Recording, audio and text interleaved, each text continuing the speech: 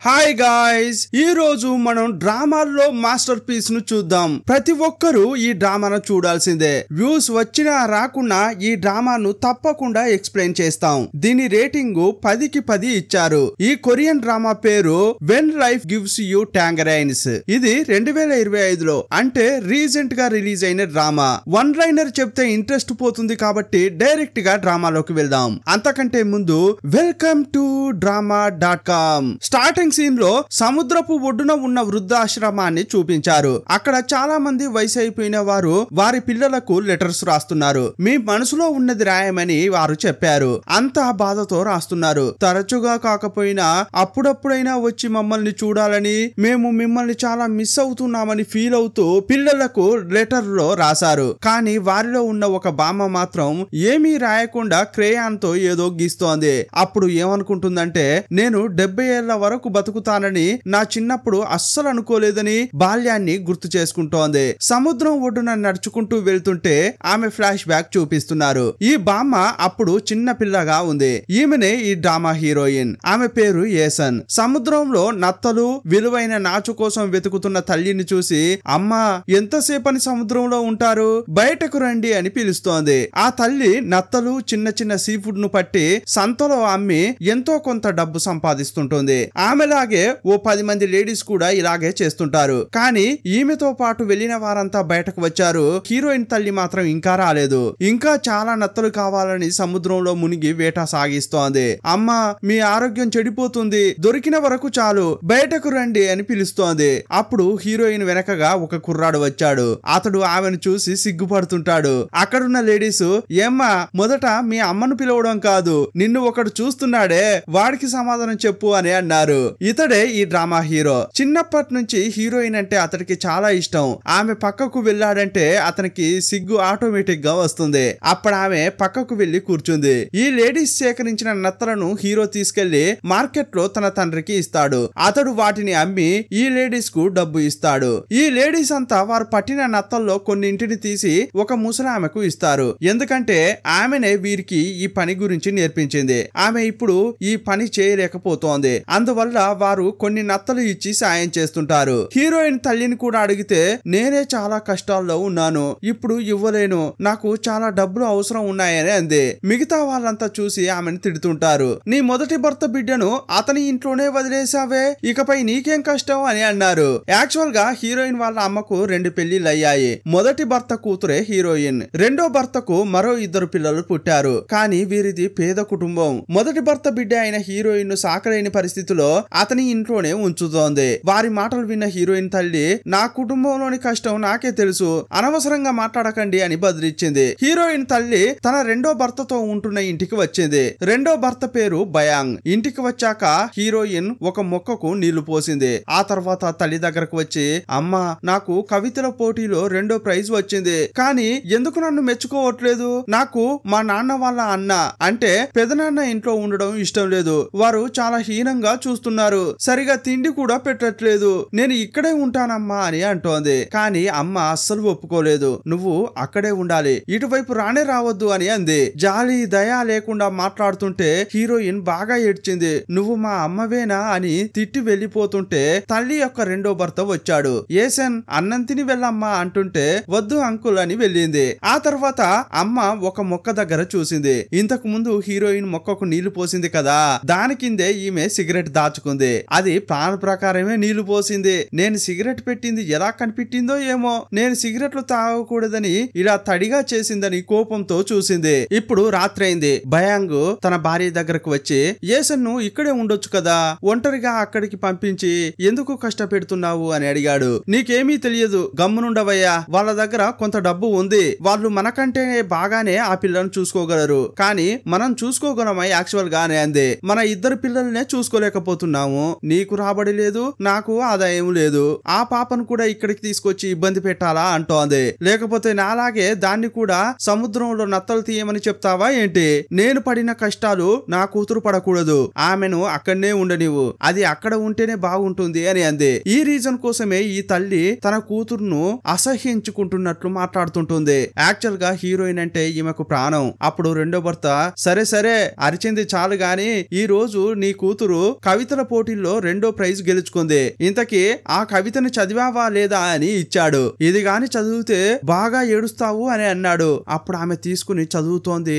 Automatic గా కళ్ళ నుంచి నీళ్లు వస్తున్నాయి. ఇంకోవైపు హీరోయిన్ పెదనాన్న ఇంటికి వచ్చింది. ఆ ఇంట్లోనే బామ్మ కూడా ఉంటుంది. పెదనాన్న కొడుక్కి ఆమె చదువు నేర్పిస్తోంది. ఈ లెక్కను ఇలా చేయాలి అలా చేయాలి అని చెప్తుంటుంది. కానీ హీరోయిన్ మాత్రం చాలా కష్టపడి ఇంట్లో పనులు చేస్తోంది. అదే టైంలో బయట నుంచి హీరో రావడం చూసింది. యాక్చువల్ గా ఇతని దగ్గరే వీళ్ళు చేపలు కొంటారు. ఇప్పుడు అతడు కొంచెం ఎక్స్ట్రాగా చేపలు ఇస్తున్నాడు. రే మా ఇంట్లో 5గురే ఉంటారు, ఎందుకు 6 చేపలు తీసుకొచ్చావు అని ఆ పెదనాన్న అడుగుతున్నాడు. హీరో ఎందుకు ఎక్స్ట్రాగా తీసుకొచ్చాడంటే ఈ ఇంట్లో వాళ్ళు హీరోయిన్ కు చేపలే పెట్టట్లేదు. అందువల్లే హీరో ఆమె కోసమని ఒక చేప ఎక్స్ట్రాగా తీసుకొచ్చాడు. అప్పుడు ఆ అంకుల్ సరే సరే ఇవ్వు అని తీసుకుని వెళ్ళాడు. ఇదే టైంలో హీరోయిన్ పాత్రలు తోముతోంది. ఇంకోవైపు హీరోయిన్ వాళ్ళ అమ్మ చేతి నిండా చేపలు తీసుకుని వెళ్తోంది. ఏయ్ నీకెన్ని చేపలు కావాలో తీసుకోవయ్యా, నా కూతురుకి చేపలు పెట్టరా అని అక్కడున్న గిన్నెలను తంతోంది. మీకు ఎన్ని చేపలు కావాలో చెప్పండి, నేను తీసుకొచ్చిస్తాను, కానీ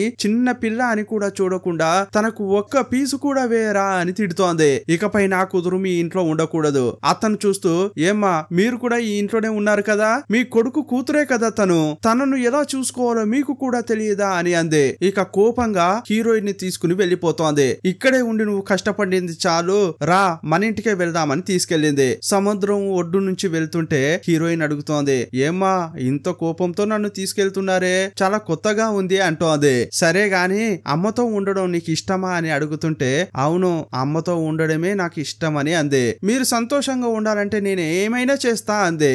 ఏమైనా చేస్తావా, సరే అయితే నాతో ప్రతిరోజు పనికి వచ్చి రోజు కూలీగా ఒక 600-700 సంపాదిస్తావా అని అంది. ఏమ్మా మీరు ఆ కవితను చదివినట్లున్నారే అని హీరోయిన్ అంది. ఇప్పుడే ఇంతకీ ఆ కవితలో ఏముందో చెప్తున్నారు. ఆ కవితకు హీరోయిన్ పెట్టిన పేరేంటో తెలుసా, పాడుబడ్డ సముద్రపు నత్త. ఈ పాడుబడిన సముద్రపు నత్తలను తీసుకోవడం కోసం ప్రతిరోజు మా అమ్మ సముద్రం లోపలికి వెళ్లి వెతుకుతుంటుంది. ఆమె ఎప్పుడు బయటకు వస్తుందా అని నేను వెయిట్ చేస్తూనే ఉంటాను. ఆ సముద్రపు నత్త వల్ల ప్రతిరోజు ఒక కూతురు తన తల్లి కోసం వేచి చూస్తుంది. ఇలా చాలా ఎమోషనల్ గా ఆ కవితను రాసింది. ఈ కవితను చదువుతుంటే వాళ్ళ అమ్మకు కన్నీరు ఆగలేదు. నా కూతురు ప్రతిరోజు నన్ను ఇంత మిస్ అవుతోందా అని ఏడ్చింది. ఆ తర్వాతే ఆమెకు చాలా కోపం వచ్చింది. ఇకపై నా కూతురు అక్కడ ఉండకూడదు, కష్టపడకూడదు, ఎలాగైనా నేనే పెంచుకుంటా అని తీసుకొచ్చింది. అప్పుడు హీరోయిన్ అమ్మా అయితే మీరు ప్రతిరోజు ఇక డ్యూటీకి వెళ్ళరా అని అంటుంటే వెళ్ళను, కానీ ప్రతిరోజు నువ్వు నాకు ఒక 600-700 సంపాదిస్తే అని అంది. పెద్ద మనిషి అయ్యి సంపాదించి ఇవ్వు, అప్పుడు నేను సంతోషంగా ఉంటా అంది. తప్పకుండా అమ్మా, నేను పెద్దగయ్యాక డబ్బు సంపాదించి మీకు ఇస్తాను, మిమ్మల్ని బాగా చూసుకుంటాను అని అంటోంది. ఇక వీళ్ళిద్దరూ బ్యాంక్ ఇంటికి వచ్చారు. పాప పడుకుంది. అప్పుడు తల్లి బ్యాంక్ దగ్గరికి వెళ్లి మాట్లాడుతోంది.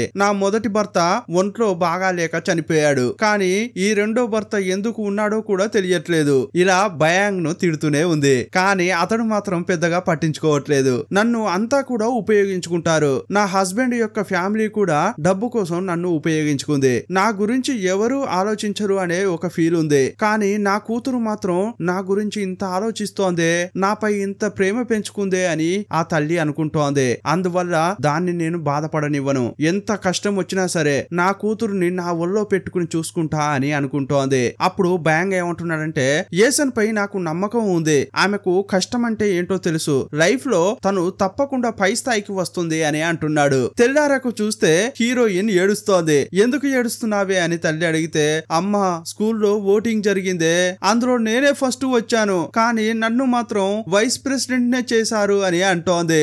ఇందులో ఏముందే, వైస్ ప్రెసిడెంట్ అంటే అది కూడా మంచిదే కదా అని అంది. కానీ అమ్మా నేను ప్రెసిడెంట్ కావాల్సిన దాన్ని, స్టూడెంట్స్ అంతా కూడా నాకే ఓటేశారు, కానీ స్కూల్లో మాత్రం ఒక పెద్ద ఆయన కొడుకు ఉన్నాడని చెప్పి అతన్ని ప్రెసిడెంట్ ను చేశారు, కావాలని నన్ను మోసం చేశారు, ఒక మెట్టు కిందకు దింపారు అని ఏడుస్తోంది. ఇదంతా వింటున్న తల్లి కూడా ఫీల్ అవుతోంది. నా కూతుర్ని ఇలా మోసం చేశారా అనుకుంది. యాక్చువల్ గా స్కూల్లో ఏం జరిగిందనేది చూపిస్తున్నారు. ఓటింగ్ వేసే ప్రెసిడెంట్ ఎవరనేది నియమిస్తారు. యాక్చువల్ గా హీరోయిన్ కే ఎక్కువ ఓట్లు పడ్డాయి, కానీ అక్కడున్న టీచర్ మాత్రం ఆ క్లాస్ లో ఒక పెద్ద మనిషి యొక్క కొడుకు ఉన్నాడు. ఆ వ్యక్తి ఆర్మీలో పనిచేస్తాడు. ఆ ఆర్మీ ఆఫీసర్ యొక్క కొడుకునే ప్రెసిడెంట్ ను చేయాలని హీరోయిన్ ను పిలిచాడు. ఇదిగో చూడు, నీకు ఎక్కువ ఓట్లు వచ్చాయని చెప్పి నిన్ను ప్రెసిడెంట్ చేయడం కుదరదు. ఆర్మీ ఆఫీసర్ యొక్క కొడుకునే నేను ప్రెసిడెంట్ ను చేయబోతున్నాను. ఎందుకంటే అతడు ఈ స్కూల్ స్కూల్ కు ఎంత చేశాడో తెలుసా, వాళ్ళు మిగతా స్టూడెంట్స్ కు ఎన్ని థింగ్స్ కొనిచ్చారో తెలుసా, ఓట్లు ఎక్కువ వచ్చాయని చెప్పి నిన్ను ప్రెసిడెంట్ చేయడం కుదరదు,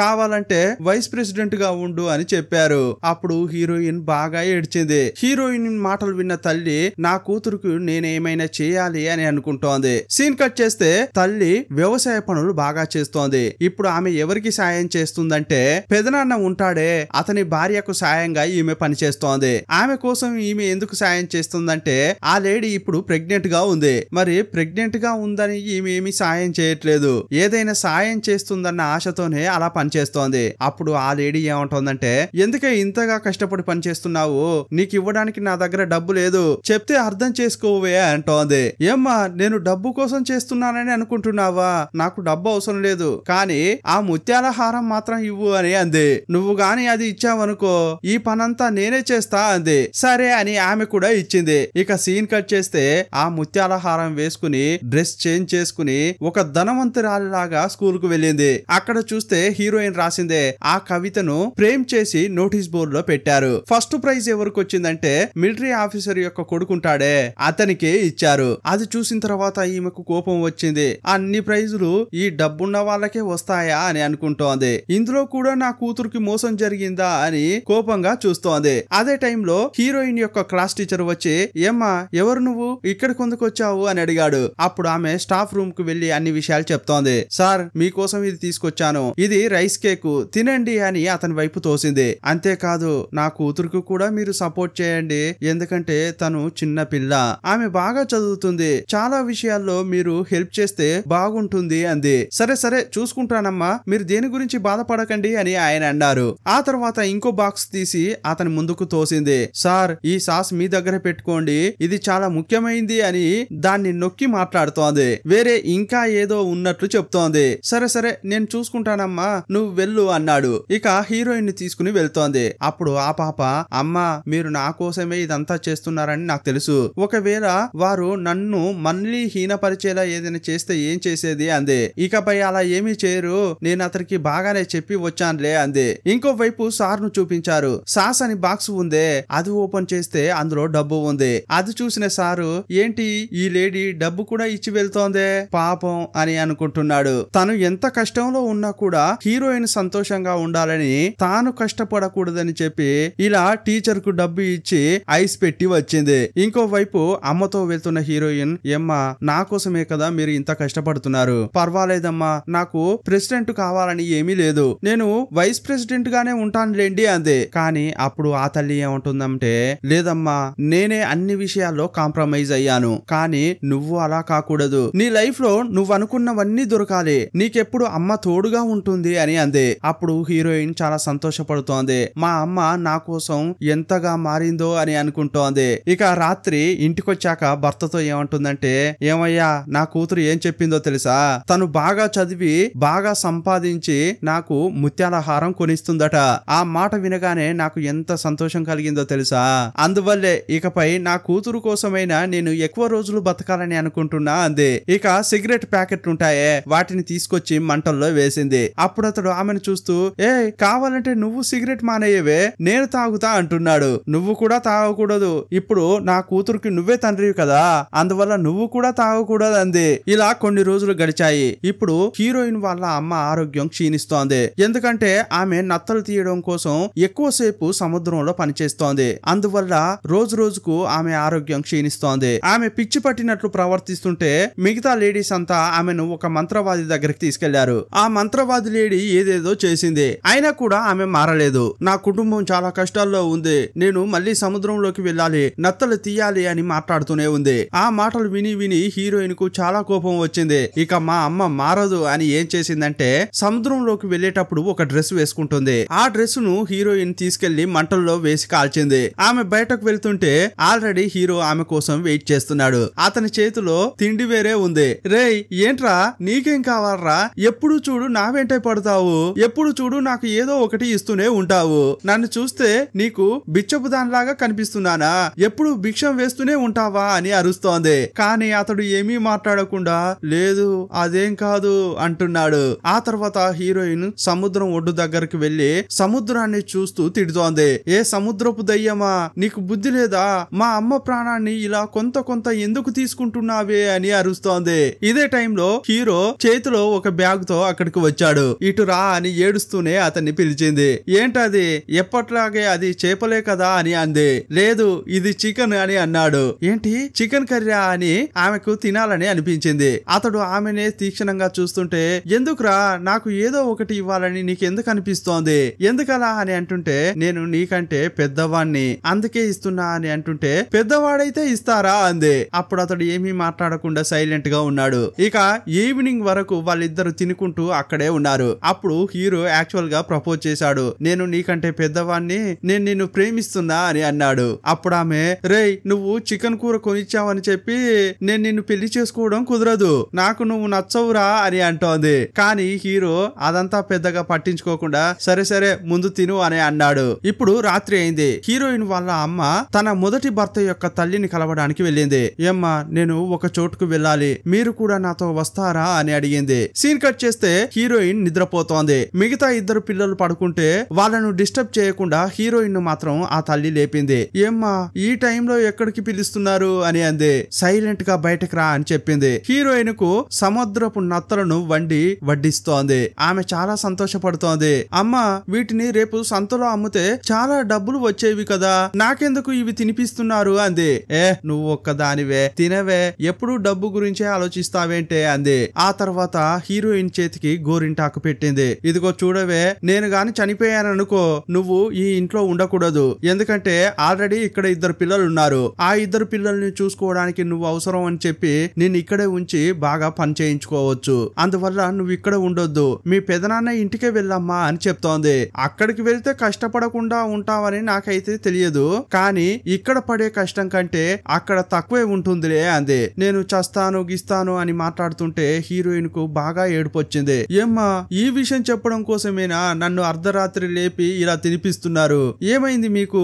ఎందుకు ఇలా మాట్లాడుతున్నారు అని హీరోయిన్ బాగా ఏడుస్తోంది. అప్పుడు ఆ తల్లి కూతురును దగ్గరకు తీసుకుని ఓదార్చింది. జోలపాట పాడుతూ హీరోయిన్ ను పడుకోబెట్టింది. మరుసటి రోజు ఆ తల్లి చనిపోయింది. హీరోయిన్ చాలా బాధపడుతోంది. ఆ రెండో భర్త బాగా తాగి మైకంలో పడిపోయాడు. హీరోయిన్ కు ఏం చేయాలో అర్థం కావట్లేదు. తన తల్లి ఫోటోను చూస్తూ బాధపడుతోంది. ఇప్పుడు ఈ ఇద్దరు పిల్లలు వేరే చిన్న పిల్లలు, అందువల్ల వాళ్ళను తానే చూసుకోవాలని అనుకుంటోంది. అదే టైంలో హీరో వచ్చి ఓదారుస్తున్నాడు. ఇదిగో నువ్వు తినకుండా ఉన్నావు అని ఫుడ్ పెడుతున్నాడు. ఇలా బాధపడుతూనే కొన్ని రోజులు గడిచాయి. బయాంగ్ కు కొంత స్థలం ఉంది, అందులోనే వాళ్ళ అమ్మను పూడ్చిపెట్టారు. ఇక అక్కడ కొంత భూమి ఉంటే అందులో వ్యవసాయం చేయాలని అనుకున్నారు. ఆ ఇద్దరు చిన్న పిల్లలకు హీరోయిన్ తల్లిగా మారింది. ఆ ఇద్దరు పిల్లలు చూసుకుంటూ మరోవైపు ఆ తండ్రితో కలిసి వ్యవసాయం చేస్తోంది. వీళ్ళు క్యాబేజీ పంటను వేశారు, దిగుబడి బాగా వచ్చింది. ఈ వ్యవసాయంలో హీరోయిన్ కు హీరో కూడా సాయం చేసేవాడు. హీరోయిన్ దగ్గరికి వచ్చినప్పుడల్లా అతడు చేపలు తీసుకొచ్చి ఇస్తుంటాడు.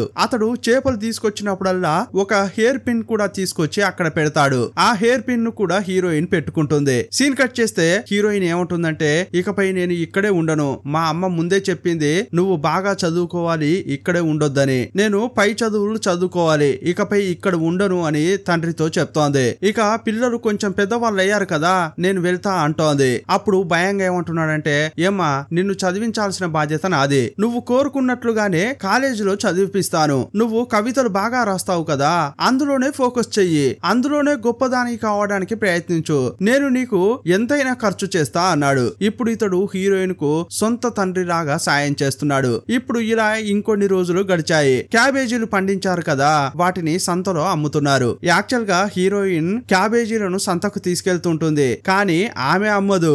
ఆమె చదువుకుంటుంటే పక్కనే కూర్చున్న హీరో వాటిని అమ్ముతుంటాడు. యాక్చువల్ గా హీరో వాళ్ళ నాన్న యొక్క చేపల దుకాణాన్ని చూసుకుంటుంటాడు. ఆ చేపల మార్కెట్ ను చూసుకుంటూ ఇంకోవైపు హీరోయిన్ యొక్క క్యాబేజీలను కూడా అమ్ముతుంటాడు. ఇప్పుడు వీళ్ళు పెద్దయ్యారు. హీరోయిన్ కు సాయం చేస్తూనే ఉంటాడు. క్యాబేజీలు కొనడానికి కస్టమర్స్ వస్తే బేరం చేసేది కూడా ఇతడే. ఇతడు హీరోయిన్ కోసం ఎంతో సాయం చేస్తుంటాడు.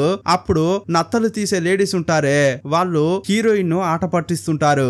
ఏయ్, నీకింకా అతడితో పెళ్లే కాలేదు, కానీ నీకు ఎంతో సాయం చేస్తున్నాడే వాడు అని అంటుంటారు. ఒక రోజు హీరోయిన్ సడన్ గా మార్కెట్ నుంచి వెళ్లిపోతోంది. ఏంట్రా అని చూస్తే అక్కడికి హీరో వాళ్ళ బామ్మ వచ్చింది. ఈ బామ్మకు హీరోయిన్ వెంట హీరో పడుతుంటాడు కదా, అది ఆమెకు అస్సలు నచ్చదు. అందువల్ల కోపంగా వచ్చి వచ్చి ఆ క్యాబేజీ షాపును తీసేస్తోంది. ఏరా ఈమెకు సాయం చేయొద్దు అని నీకెన్నో సార్లు చెప్పాను, నా మాట వినవా అని తిడుతోంది. అప్పుడు హీరోయిన్ పరిగెత్తుకుంటూ ఏయ్ నేనేమైనా నీ మనవన్ని పెళ్లి చేసుకుంటా అని చెప్పానా? వాడిని నేనేమైనా సాయం అడిగానా? నన్ను ఎలాగైనా చేసుకోవాలన్న ఉద్దేశంతో వాడే సాయం చేస్తున్నాడు. వాడు ఎన్ని ప్లాన్లు వేసుకున్నా నేను మాత్రం అస్సలు చేసుకోను, నాకు వాడంటే నచ్చనే నచ్చడు అని కావాలనే హీరో వాళ్ళ బామ్మకు కోపం వచ్చేలా ఇంకా మాట్లాడుతోంది. అప్పుడు హీరో వాళ్ళ బామ్మ హీరోయిన్ కొట్టడానికి పరిగెత్తుతుంటే హీరోనే ఆపాడు. అప్పుడు హీరో వాళ్ళ అమ్మ కూడా అక్కడికి వచ్చి తిడుతోంది. రేయ్ నీ ముఖం కొట్టినట్లు మాట్లాడింది కదా, నువ్వు ఎంత చేసినా కూడా అది నిన్ను పెళ్లి చేసుకోదు, అలాంటప్పుడు కుక్కలాగా దాని వెనకే ఎందుకు పడుతున్నావురా అని అమ్మ తిట్టింది. అప్పుడే హీరో కొంచెం ఆలోచనలో పడ్డాడు. అవును నేను ఈమె కోసం ఎంతో చేస్తున్నాను, కానీ నన్ను అస్సలు పట్టించుకోవట్లేదే అనుకుంటున్నాడు. సీన్ కట్ చేస్తే ఎప్పుడు కూడా ఇతడు మార్కెట్ లో చేపలు అమ్మిన తర్వాత 2 చేపలు మాత్రం హీరోయిన్ కోసం తీసుకెళ్తుంటాడు. ఇప్పుడు వాటిని వలలో వేసుకుని తీసుకెళ్తున్నాడు. చూస్తే హీరోయిన్ ఒక చోట కూర్చుని ఉంది. ఆమె పరిగెత్తినప్పుడు తన షూను అక్కడే వదిలేసి వెళ్ళింది. ఇప్పుడు అతడే షూ తీసి ఆమె కాళ్లకు వేస్తున్నాడు. చాలా ప్రేమగా నడుచుకుంటున్నాడు. ఇతడేమో ఇంత కేరింగ్ చూపిస్తున్నాడు. కానీ ఆమె ఉంటుందంటే ఎందుకోసం నువ్వు ఇదంతా చేస్తున్నావు, నువ్వు ఏం చేసినా కూడా నేను నిన్నైతే పెళ్లి చేసుకోను అని అంటోంది. ఎందుకు పెళ్లి చేసుకోను అని అంటోందో రీజన్ కూడా చెప్తోంది. ఎందుకంటే వాళ్ళ అమ్మ నాన్నను ఈ చోటే కోల్పోయింది. ఇకపై ఈ గ్రామంలోనే ఉండి ఇక్కడే కష్టపడి చావాలని నేను అనుకోవట్లేదు. అందువల్ల నేను సిటీ వైపు వెళ్తాను. నేను అక్కడ ఒక ధనవంతుడిని చూసి పెళ్లి చేసుకుంటాను. ముఖ్యంగా అతనికి కవితల గురించి బాగా తెలియాలి. అలాంటి వాడినే చూసి పెళ్లి చేసుకుంటాను. కానీ ఇందులో ఒక్క క్వాలిఫికేషన్ అయినా నీకుందా అని అంటోంది. యాక్చువల్ గా నీకు చదవడమే రాదు, ఇక నీతో పాటు నేను కూడా ఇక్కడే ఉండి చావాలా అంటోంది. హీరో మనసు గాయపడేలా మాట్లాడుతోంది. కానీ ఆ మాటలు విని అతడు చాలా బాధపడుతున్నాడు. అప్పుడు అతడు సరే సరే నువ్వు వేరే ఊరికి వెళ్ళి ఎవడో ఒకరిని చేసుకో, కానీ ఇప్పుడు నా పాకెట్ లో ఎందుకు చేయి పెట్టావు అని అన్నాడు. అప్పుడు హీరోయిన్ కు కొంచెం ఓవర్ గా మాట్లాడానా అని అనిపిస్తుంటుంది. వీళ్ళిద్దరు క్లోజ్ గా వెళ్తుంటే హీరో వాళ్ళ బామ్మ అమ్మ మాట్లాడుకుంటున్నారు. ఆ బామ్మ ఇది ఎప్పుడు మారుతుందో అని అంటుంటే అప్పుడు హీరో వాళ్ళ అమ్మ వదిలేయండి, ఆయా వయసులో ఇలా ఉంటుంది, ఇంకొన్ని రోజులు మాత్రమే నా కొడుకు ఆమెతో తిరుగుతాడు, ఆ తర్వాత వాడికే తెలుస్తుంది తను నాకు దక్కదు అని, ఆ తర్వాత వాడే వదిలేస్తాడు, ఈ విషయాన్ని ఎందుకు పెద్దగా చేస్తున్నారు అని అందే. ఇంకోవైపు హీరో హీరోయిన్ పూల తోటలో నడుచుకుంటూ వస్తున్నారు. ఆ చోటు చూడ్డానికి చాలా అందంగా ఉంది. అప్పుడు హీరోయిన్ ఏమంటుందంటే రే నేను 10 ఏళ్లుగా నిన్ను అవమానిస్తున్నాను, అయినా కూడా నాపై జాలితో నువ్వు చేపలు తీసుకొచ్చి ఇస్తూనే ఉన్నావు అని అంది. అప్పుడు అతడు ఏంటి జాలి దయతో 10 ఏళ్లుగా నీకు చేపలు ఇస్తున్నానా?